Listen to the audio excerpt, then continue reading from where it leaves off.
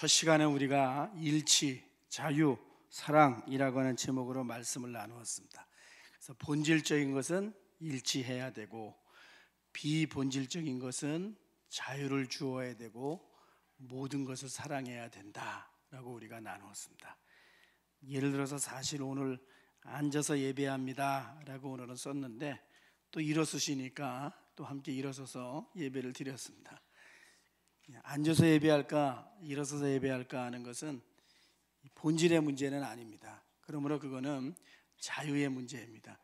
예배 중에 박수를 칠까 안 칠까 하는 것도 일치와 관련된 문제라기보다는 그것은 자유와 관련된 문제이기 때문에 신앙생활의 많은 부분들 속에서 신자가 자유와 사랑으로 가야 되는 부분이 있는데 자유와 사랑 쪽에 있는 것을 일치로 가는 그러한 신자나 또 가정의 삶이 있다고 하는 것을 나누면서 우리가 좀 더 많은 부분들을 열어야 된다고 하는 것을 나누었습니다.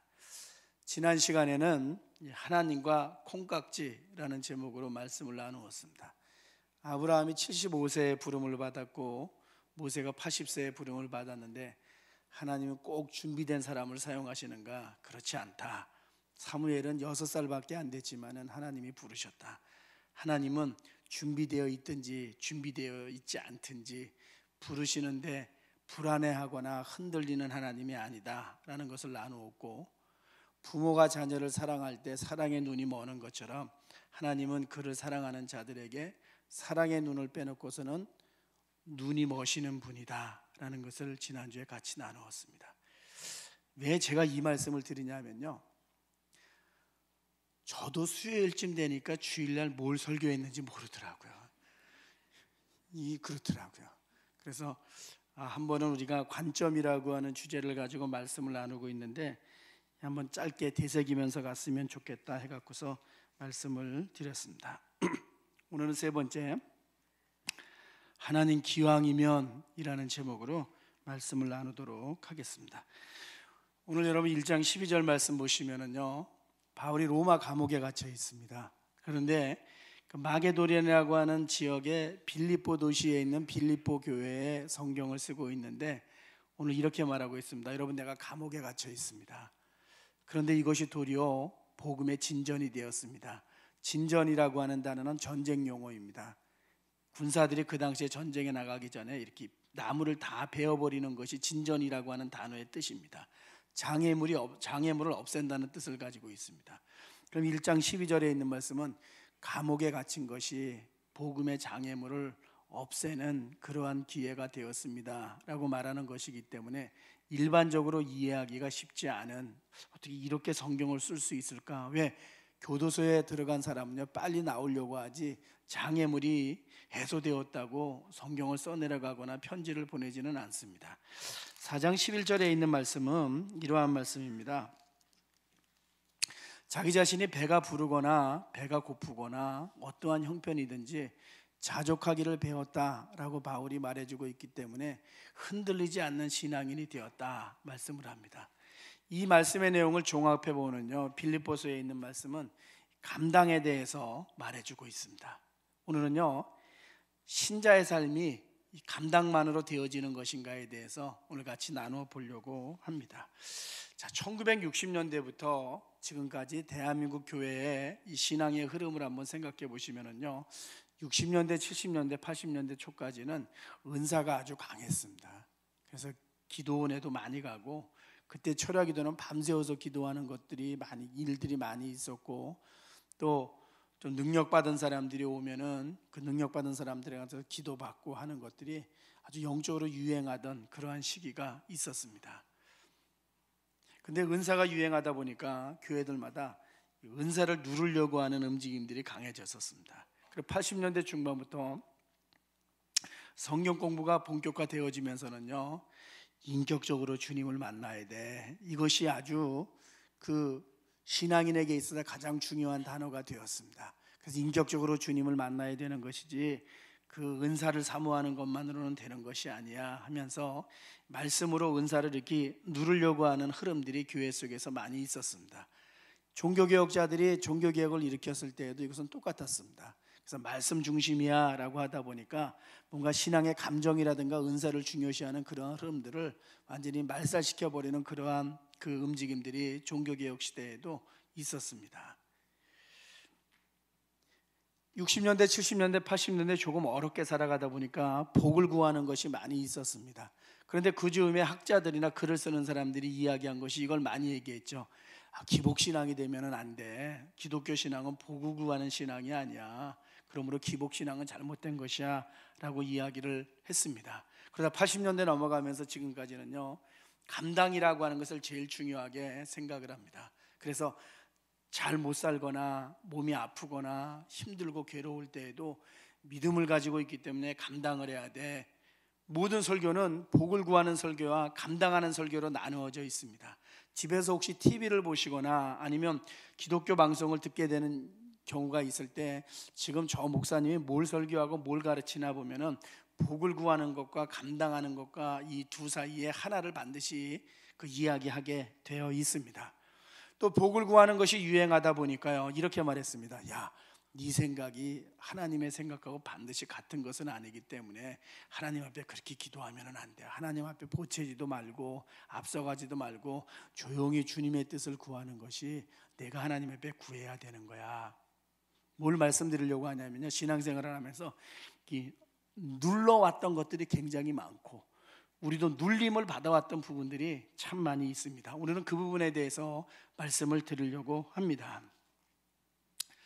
자, 아브라함은 감옥에 간 적이 없습니다. 요셉은 감옥에 갔었습니다. 베드로는 감옥에 갔지만은 기적처럼 2번이나 감옥에서 나왔습니다. 바울은 감옥에서 나온 적도 있지만은요, 감옥에 갇힌 적이 훨씬 더 많습니다. 아브라함은 하나님의 부르심을 받고 나서 빠른 시간 안에 부자가 되었습니다. 그래서 먹을 것이 풍성해 갖고서 다른 사람들에게도 많이 나누어 주었고 자기의 집안에서 318명의 사병을 양성할 정도로 부자로 살아갔습니다. 다윗은 먹을 것이 없어서 예배 드리던 떡을 거짓말하고 얻어먹는 그러한 장면이 나오고 있습니다. 질문입니다. 여러분, 아브라함처럼 살고 싶으십니까? 다윗처럼 살고 싶으십니까? 둘 다처럼 살고 싶으십니까? 저는 아브라함처럼 살고 싶습니다. 떡 얻어먹으면서 살아가고 싶지는 않습니다, 여러분. 여러분, 감옥에 갇혔다가 기적으로 빠져나오는 베드로처럼 살고 싶으십니까? 날마다 감옥에 갇히는 삶을 살았던 바울처럼 살고 싶으십니까? 성경을 한 사람 한 사람 읽다가 보면은요, 감동이 되는구나, 교훈을 주는구나 하는 것을 붙잡을 수 있는데, 비교해서 한번 생각을 해보시면 누구에게 마음이 갈 것인가라고 했을 때 이런 생각 드시지 않습니까? 아이고, 아브라함처럼 풍성하게 사는 걸 선택을 하면은 하나님이 이 마음을 기뻐하시지 않지. 다윗처럼 그렇게 힘들게 살아가는 삶 속에서도 감당해야지 주님이 기뻐하시지. 주님은요, 이것도 기뻐하시고 이것도 기뻐하실 수도 있습니다, 주님은. 근데 우리는 신앙의 과정 속에서 이것이 바로 고상한 가치야 라고 배움이 시작되는 순간부터는요, 우리 모두는요, 주님 안에서 내 속에서 꿈틀대고 있는 인간으로서의 간구라든가 소원이라든가 소망이라고 하는 것을 하나님 앞에 이야기하면 저급한 신앙인인 것처럼 평가받는 것이 아닌가 하는 생각 속에서 살아온 부분이 있습니다. 누구는 살아가면서 행복하다고 말을 하는데 누구는 일부러 행복한 것을 찾아야만이 행복이라고 하는 단어를 떠올리는 그러한 사람도 있습니다. 누구는 살아가면서 최고로 건강한 보디빌더는 아니라고 할지라도 건강을 유지하는 데 어려움이 없는데, 어떠한 사람은 나는 약할 때 강해 이렇게 고백을 하면서 건강을 움켜쥐고 살아가야 되는 사람도 있습니다. 어떠한 사람은 살아가면서 그래, 배부른 삶이야, 이 정도면 됐어, 아주 부자는 아니라고 할지라도 이 정도면 됐어 하고 소소한 행복을 느끼면서 살아가는데, 어떠한 사람은 배고픈데 자족하고 있다고 말하면서 살아가야 되는 사람이 있습니다. 뭘 원하십니까, 진짜? 예수 믿는 사람을 만나서 믿기는 쉽지가 않습니다. 왜? 너무 신앙적인 단어로 훈련이 되어 있기 때문에요. 그 밑에 있는 본성과 관련된 부분이나 소원과 관련된 부분이나 정당한 욕심과 관련된 부분을요, 사치라고 생각을 하고 믿음 없음이나 영적인 저급함을 보여주는 것이라고 생각하는 사람들이 의외로 많기 때문에 그러합니다. 예를 들어서 말씀드리면 헬렌 켈러가 이 유일한 소원이 있으면 뭐냐? 3일 동안 눈 뜨는 것이라고 했습니다. 유일한 소원이 있으면 눈 뜨는 거죠. 3일만 뜨면 어떡합니까, 여러분? 생각해 보십시오. 첫째 날 눈 뜨면은 스승이었던 설리반 선생님을 만나고 친구를 찾아보고 들과 산으로 나가겠다고 이야기를 했습니다. 둘째 날은 먼 동이 트는 장면을 보고 아침에는 메트로폴리탄 박물관을 가고 저녁에는 밤하늘을 보면서 둘째 날을 마감하겠다고 했습니다. 셋째 날은 큰 길가에 나가서 출근하는 사람들의 표정을 보고 오전에는 오페라 하우스에 가고 오후에는 영화관에서 영화를 구경하고 그리고 나서는 길거리의 쇼 윈도우를 구경하고 나서 하나님께 감사하다는 기도를 드리고 영원히 암흑 세계로 돌아가겠다고 그 여인이 3일 동안 눈을 뜨면 이런 일을 하겠다고 이 글을 쓴 것이요, 많은 사람들에게 감동이 되고 있고 지금까지도 인용이 되고 있습니다. 헬렌 켈러처럼 3일만 눈 뜨고 장님으로 평생을 사시겠습니까? 평생 눈 뜨고 평범하게 사시겠습니까, 여러분? 물어보나 마나죠. 근데 누가 고상한 것처럼 보입니까? 평생을 눈 뜨고 평범하게 살아가는 나는 고상한 것 같지 않고 전혀 그 여인처럼 그렇게 살아가는 여인이 그렇게 글을 쓴 것이 뭔가 고상하게 보이는 그러한 모습들이 있는 건 당연하지 않습니까? 살아가면서 뭘 말씀드리는지 아시죠? 우리 신앙적인 단어로 채색되어 있는 것이 나쁜 것은 전혀 아니지만은요, 그 밑에 우리의 삶이라고 하는 것이 있고 현실이라고 하는 것이 있고 소원이라고 하는 것이 있고 간구라고 하는 것이 있는데 정당한 욕심이라고 하고 있는 것이 있는데 이것을 어떨 땐 눌러야 할 때도 있지만은요, 너무나 누른 나머지 우리의 뒤에 완전히 숨겨서 평생 동안 이것은 꺼내면 안 되는 것으로 생각하면서 살아가는 신앙인들이 의외로 많이 있다는 겁니다. 오늘 빌립보서의 말씀 이러합니다. 바울이 감옥에 있는데 말하는 겁니다. 이것도 진전이야. 고통 가운데 있는데 말합니다. 여러분, 기뻐하고 기뻐해야 됩니다. 태어난 환경이 그 족보를 놓고 볼 때 아주 그 베냐민 집파 사람이기 때문에 좋은 가문에서 태어났습니다. 예수를 만나고 나서 말합니다. 이건 나에게 다 배설물이야. 배가 고픈데 말합니다. 나는 자족하고 있어. 감옥에 있는데 말합니다. 능력 주시는 자 안에서 내가 모든 것을 감당할 수가 있어. 그래서 이 빌립보서라고 하는 성경에 대해서 글을 쓴 학자나 연구한 모든 사람들은 공통적으로 이야기합니다. 고통 중에서도 웃음을 보여주는 책이다 라고 말을 합니다. 이 말씀을 제가 전도사 시절부터 50대 중반인 지금까지 어떻게 이해해 왔는가를 한번 저에게 적용을 해서 말씀을 한번 나누어 보도록 하겠습니다. 20대나 30대 초반의 이 사역자들은요, 이렇게 얘기하면 그렇지만 진짜 실력이 없습니다, 여러분. 이 친구들의 고민이 뭐냐면요, 저도 그랬기 때문에 어느 성경으로 이번 주에 설교해야 될지 방향을 못 잡는 경우가 너무나 많습니다. 그래서 한번 설교하십시오. 만약에 목사님이 이야기하면은요, 어느 본문을 가지고 설교를 해야 되나 이렇게 고민하게 되어 있고요. 또 그 본문의 앞뒤가 어떠한 내용인지 전혀 모르고 설교하는 경우도 되게 많습니다. 실질적으로 보면은요. 근데 20대, 30대 이 사역을 시작한 이 전도사님들이 제일 설교하기 좋은 부분이 어떤 부분인지 아십니까? 빌립보서 말씀입니다. 그 가운데 오늘 읽었던 말씀의 4장 같은 경우는 제일 좋습니다. 자족하기를 배웠다. 그 다음에 읽지 않았지만 내게 능력 주신 자에서 모든 것을 할 수 있다. 그러면 중고등부 가서 설교해도 되고 청년 대학부 설교해도 되고 어른들에게 설교해도 됩니다. 더구나 70년대 80년대 사역을 시작한 사람이라면 모두가 다 잘 살지 못했던 때이기 때문에 어떻습니까? 여러분, 내게 능력 주신 자에서 모든 것을 할 수 있을 줄 믿습니다 하면 모두가 다 나갈 때 인쇄치레지만은 은혜 받았습니다 라고 이야기를 모두가 하는 경우가 있죠. 너무나 좋은 본문이죠. 설교의 내용을 떠나서 성경 본문 자체가 그 자체가 감동을 주는 것이 바로 빌립보서라는 성경의 내용입니다. 그리고 이야기하죠. I can, 나는 할 수 있다.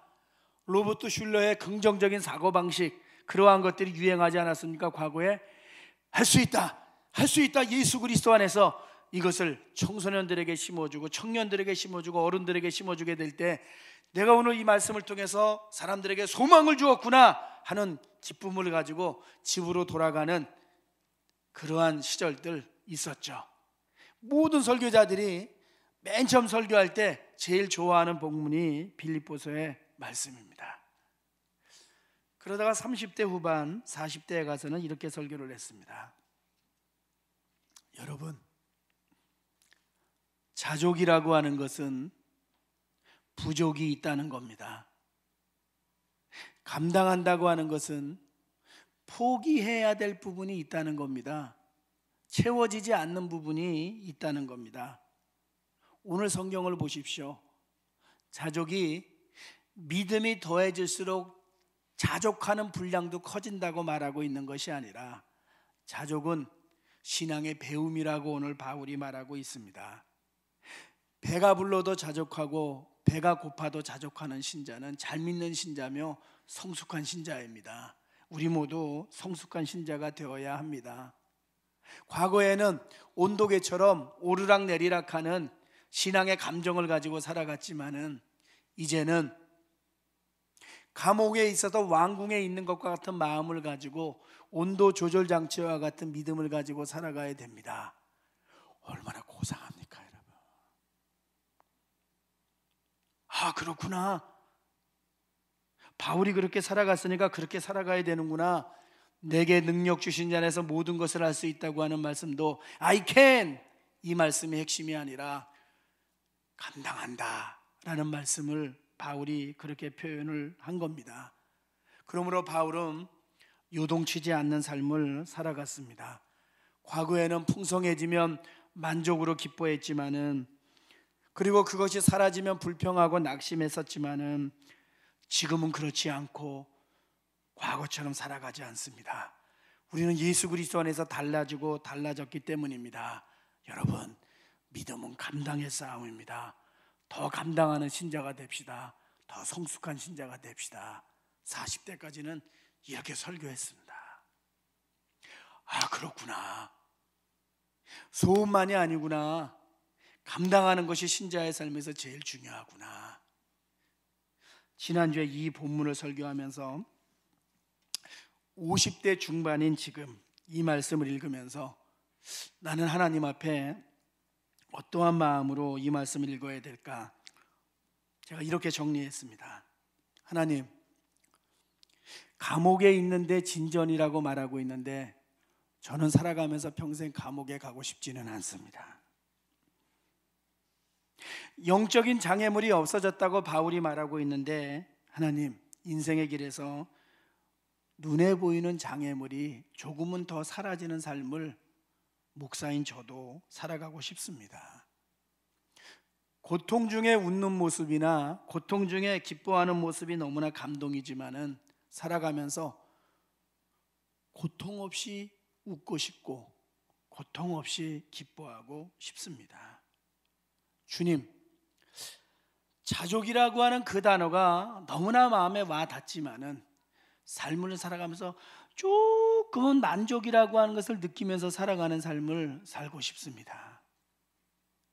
목사가 개판이죠, 여러분. 아니, 어떻게 예수를 믿으면서 성경의 말씀 가운데 바울은 지금 그렇게 살아가고 있는데 어떻게 그러한 생각을 할 수가 있지? 주님, 소원이 이루어지는 것을 더 많이 경험하고 싶습니다. 저도 예수를 믿는 신자지만 환난이 없는 삶을 살아가고 싶습니다. 나이가 들어서도 계속 그러한 삶이 펼쳐졌으면 좋겠습니다. 주님, 늘 감당만 하다가 자정만 하다가 이 땅을 떠나고 싶지는 않습니다. 바울을 너무나 존경하지만은 바울 이상의 삶이 내 삶 속에 펼쳐졌으면 좋겠습니다. 주님이 믿음이 없다고 말씀하실 수도 있겠지만은, 왜 그렇게 저급하냐고 말씀하실 수도 있겠지만은, 이것이 제가 하나님 앞에 무릎을 꿇을 때 솔직히 제 마음속에 있는 저의 마음입니다. 여러분, 오늘 하나님 앞에 기도하시면서 어떻게 기도하셨습니까? 한번 잘 보시기 바랍니다. 여러분이 사치스러운 꿈을 가지고 하나님 앞에 기도하셨습니까? 소소한 바람을 가지고 하나님 앞에 기도하시지 않았습니까? 그 소소한 바람을 가지고 기도하시면서도요, 이것이 주님 앞에서 지금 내가 감당해야 되는 건데 거기까지 기도하면은 주님의 마음을 아프게 하는 것이 아닌가, 하나님의 영광을 가리는 것이고 지나친 욕심이 아닌가 하는 마음을 가지고 혹시 기도하지는 않으셨습니까? 왜? 어렸을 때부터 빌립보서 같은 성경을 통해서 배운 것은 뭐냐면, 감옥이 있지만 진전을 생각하고, 고통이 있지만 기쁨을 생각하고, 배경이 있지만 배설물을 생각하고, 그리고 배고프지만 자족을 생각하고, 예수 그리스도 안에 있기 때문에 모든 것을 감당할 수 있을 것이라고 하는, 이것이 신자가 고백해야 되는 것이고 생각해야 되는 것이라고 배웠는데, 내 마음에 그렇지 아니한 것이 꿈틀꿈틀거리는 것을 사탄아 물러가라 라는 식으로 이해를 하면서, 그것은 내 안에 있는 소원이고 간절함임에도 불구하고 하나님 앞에서는 그렇게 하지 않아야지 하는 마음을 가지고 살아가지 않았느냐 하는 것입니다. 잘 들여다보시기 바랍니다. 잘 들여다보시기 바랍니다. 감당하지 않아도 되는 상황이 전개되는 것이 정말 우리가 살아가면서 원하는 거 아닙니까? 눈물 흘리지 않아도 되면은 그거 정말 더 좋은 거고 그거 원하는 거 아닙니까? 눈물을 흘리면서 열매를 거두는 것보다 눈물 없이 맛보는 열매의 기쁨을 경험하고 싶은 것이, 그래서 평안이라고 하는 것이 붙잡고 고민하다가 내 속에 찾아오는 평안이 아니라, 생각하지 않았는데도 자연스럽게 열매 때문에 생기는 평안을 경험하고 싶은 마음. 여러분은 잘 믿어서 이런 마음 없으시죠?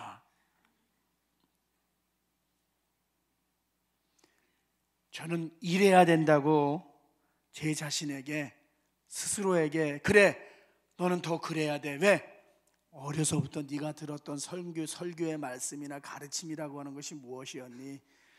눌러야 되는 거야, 저급하면 안 되는 거야, 고상한 것을 붙잡아야 되는 거야, 걱정도 초월해야 되는 거야, 염려도 초연해야 되는 거야, 그래야지 주님이 기뻐하시는 거야.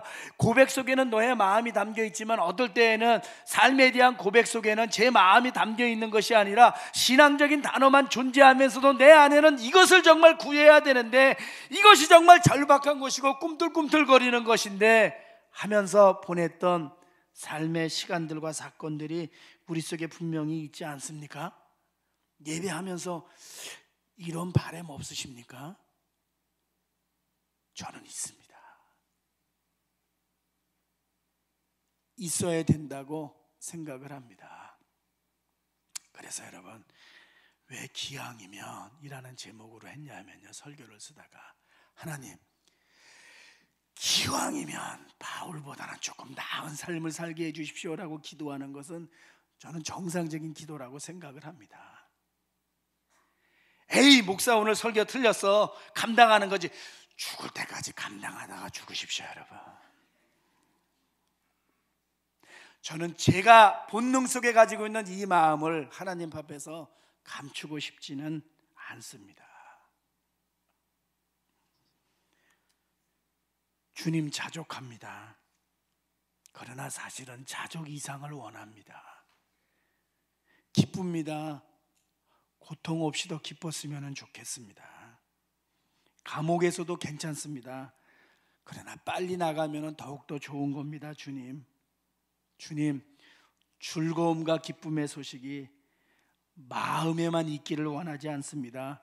좀 구체적으로 보여주시고 너무나 즐겁구나 하는 것을 생각하지 않는 순간 즐거워할 수 있는 그러한 삶으로 펼쳐졌으면 좋겠습니다.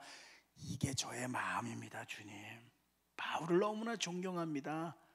그러나 바울 이상으로 살기를 원하는 마음이 있습니다.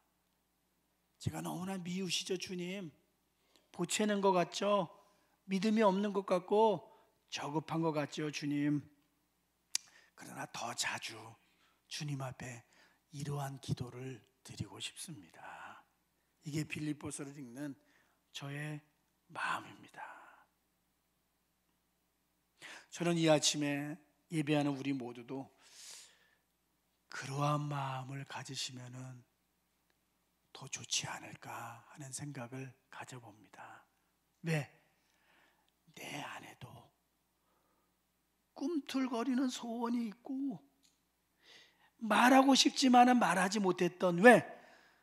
신앙이라고 하는 단어로 이 교회 안에서 많이 눌러왔던 것들 때문에 만들어진 것이 분명히 내 안에 있는데, 그거 주님 앞에 아뢰면서 오늘 이 아침 수없이 많은 날을 감당하면서 오신 분들, 수없이 많은 날을 고백 속에로 바꾸어가면서 오신 분들이 있다면은 주님 앞에 솔직히 내놓고 기도하고 말씀 속에서 생각을 바꾸는 가운데 하나님이 영적으로나 마음으로만 평강을 주시는 것이 아니라 삶의 모습 속에서 구체적인 열매로 바꾸어 주시는 응답이 있기를 예수님 이름으로 축원합니다. 기도하겠습니다.